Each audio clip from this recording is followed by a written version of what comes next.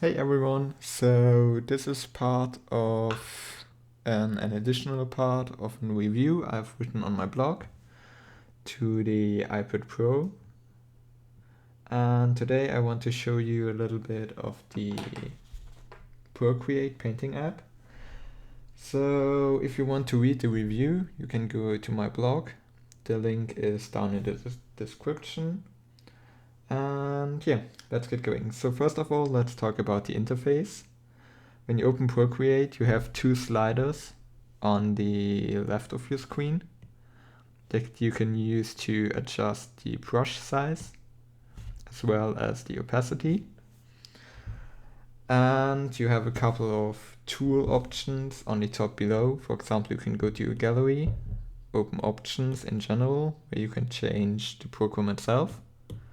You have a few of adjustment layers, which I will talk about later. You have selections and the transform tool. So with the sliders you can easily change the brush size while you're painting, which is really cool in my opinion. For example, let's take a crazy red color. And while I'm dragging it on the screen, I can make it bigger on the side, which is kind of cool if you decide that you even need a bigger brush. And with a double tap, like I did right now, 2-finger tap on the screen, I can undo my action very easily. And we have another shortcut as well. For example, if you tap down in one spot, you get a color picker that you can move around like this. And if you drag a line and not lift the pen at the end of the line, you get a quick line, which is really helpful when you're working with perspective and all that kind of stuff. So that's a couple of very handy shortcuts that Procreate has to offer, so you don't need a keyboard with you all the time. Instead of double tapping for undoing, you also have a button on the left side of your screen to undo and redo. And yeah, let's talk about the brushes for a second. If you click on the top right here, you can open them. And what's really cool about it is that you can finally organize your brushes, unlike you can in Adobe Photoshop. For example, you have different brushes for sketching, for example, a really cool pencil. And what's cool about the Apple Pencil is that it's also tilt sensitive, which means if I hold the pencil in a more angled way, I get this very cool shading effect. So that's quite handy. And yeah, you have a couple of different brushes pre-installed, and you can also create your own brushes. What you can't do is import your brushes from Photoshop, but I found it quite easy to recreate most of my favorite brushes. Like me, for example, I'm using the brushes from Shadi Safari, and I was able to recreate most of them. They are not acting totally the same like in Photoshop, but they are very close. You can't import them because Procreate uses a completely new brush engine that you can't compare with Photoshop, but it feels good and it does the job. So you have all the brushes right here. You can create your own categories, organize them however you want. You can even go in and edit them.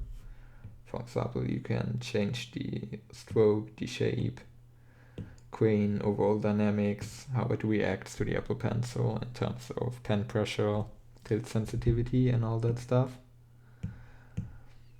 You have the smudge tool that you can use with all your painting brushes as well.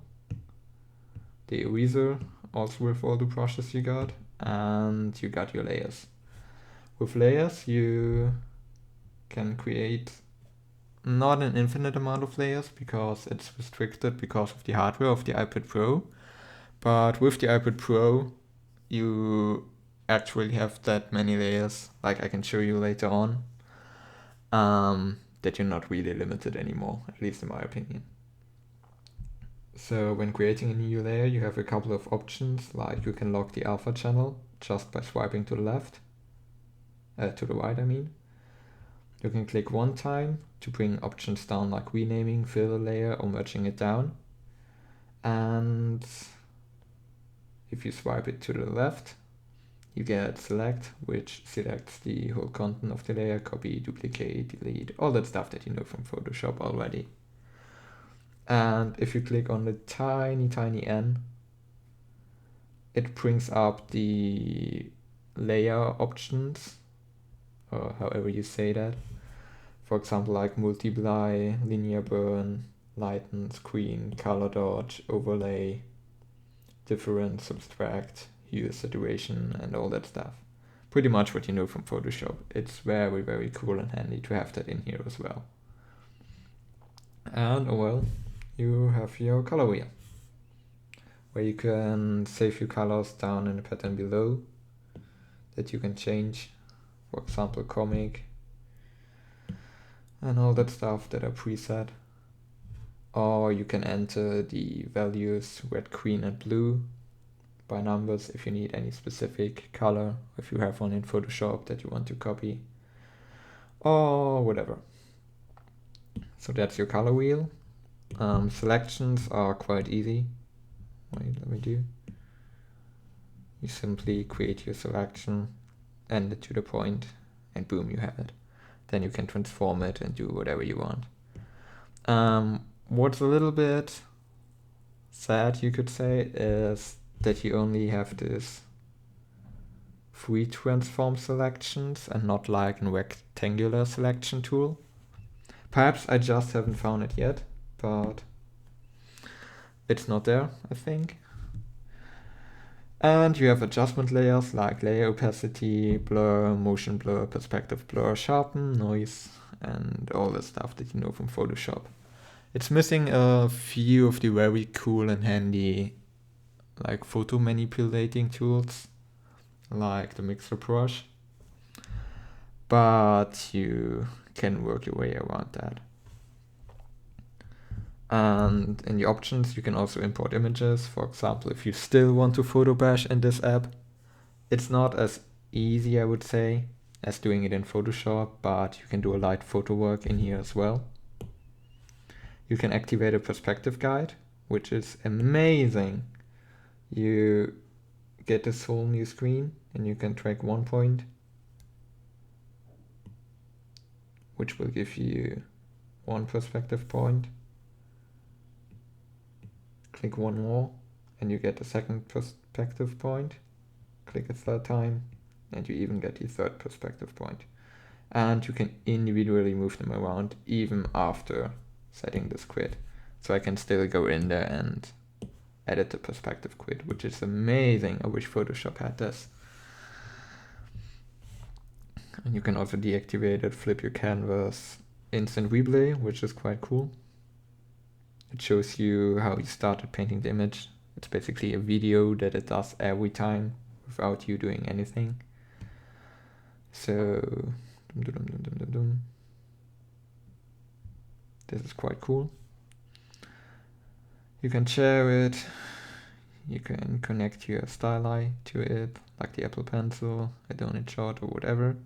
And you have a couple of preferences, for example, if you're holding the pen down in one place, how long you want it to take until the eyedropper tool pops up, or how long you want it to wait until it does the quick line feature. And you can also edit your pressure curve, which is, by the way, app dependent. You can't do it in iOS in general. So if you don't like the pressure curve in one app, you have to hope that the developer adds this feature. But Procreate, I think they even work with Apple, correct me if I'm wrong, but they're very, very fast when it comes to that kind of tools. This is your gallery with all the tools, and when you create a new canvas or file, it pretty much shows you how many layers you could create within that file and resolution.